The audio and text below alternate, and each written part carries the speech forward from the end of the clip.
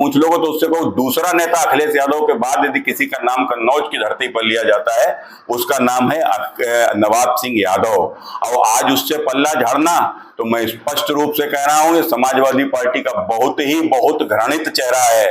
एक व्यक्ति अयोध्या में 2012 में समाजवादी पार्टी में आता है, नगर अध्यक्ष बनता है, उसके ऊपर गैंग रेप का आरोप लगता है, और उसके बाद में उसको बचाने के लिए स्वयं अखिलेश यादव सामने आते हैं, इसलिए कि वो मुसलमान है।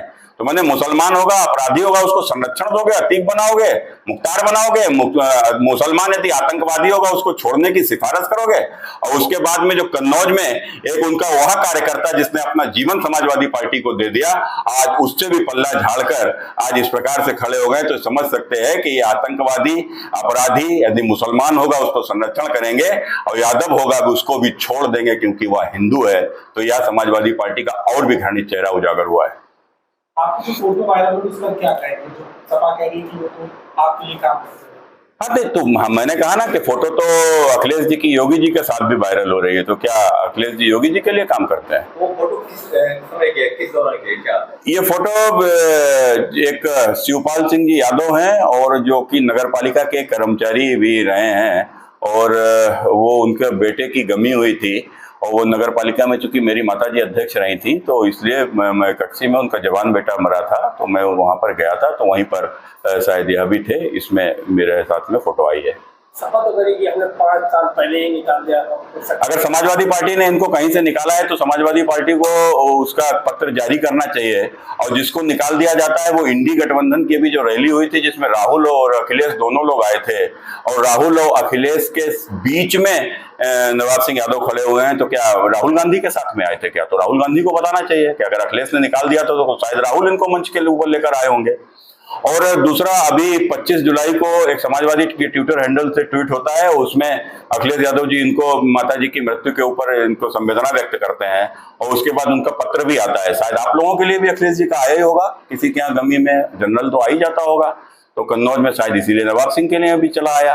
तो कुल मिलाकर तो सब दर्शाता है। तो मैंने क्या कहा, अयोध्या वाला चूंकि मुसलमान था, कन्नौज वाला हिंदू है, तो झक मरा के कहाँ जाएंगे, तो साथ में आएंगे ही। तो या तो उत्तर प्रदेश के सभी मेरे उन यादव भाइयों को भी समझना चाहिए कि यह बांग्लादेश के हिंदुओं के साथ नहीं खड़े हुए, और ये यहाँ पर भी देखो हिंदुओं के साथ नहीं खड़े हो रहे हैं। यही इनका चरित्र है। उनकी तरफ से कहा जा रहा है कि साजिश के तहत ये सब पूरा षड्यंत्र चल रहा है। साजिश है तो उसको साजिश की जांच की मांग हो, आप जो भी हो, मैं आप अगर इस प्रकार की कोई डिमांड करते हो तो मैं भी उसका समर्थन करता हूँ। साजिश है तो बिल्कुल ही ओपन होना चाहिए, साजिश है तो किसकी है यह भी सामने आना चाहिए। और उनके लोग तो कह रहे हैं कि उन्हीं के पार्टी के लोगों के द्वारा ये साजिश है कि उनकी पार्टी का एक मुसलमान जिला अध्यक्ष है, इसको निकाल देता है पार्टी से, तो ये कहीं पार्टी के भीतर कोई हिंदू मुस्लिम संघर्ष तो नहीं है, उसको भी देखना चाहिए। नाबालिग किशोरी है, कैसे ले लो? देखो, कुल मिलाकर कौन कैसे पहुंचा, क्यों पहुंचा, रात का 1:30-2 बजे की घटना आखिर वहां के ऊपर क्यों घटी, क्या है, ये तो निश्चित रूप से जैसा कि अभी तो जो लड़की के पक्ष का जो सुना है, जैसे एसपी का जो अपना उसमें बयान आया है, उस आधार पर के उनके पास में फोन पहुंचा कि उससे प्रयास हुआ, तो उसमें पुलिस पहुंची और वहां के ऊपर गिरफ्तारी हुई।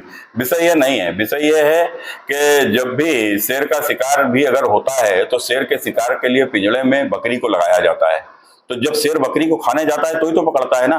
तो कुल मिलाकर यदि कोई भी ये षड्यंत्र है भी, अगर इनकी पार्टी के लोगों को तो मौका किसने दिया, तो स्वाभाविक है। देखो, ये घटना एक बहुत स्पष्ट रूप से एक बात साफ कह रही है, और ये घटना समाजवादी पार्टी के चरित्र को भी उजागर कर रही है।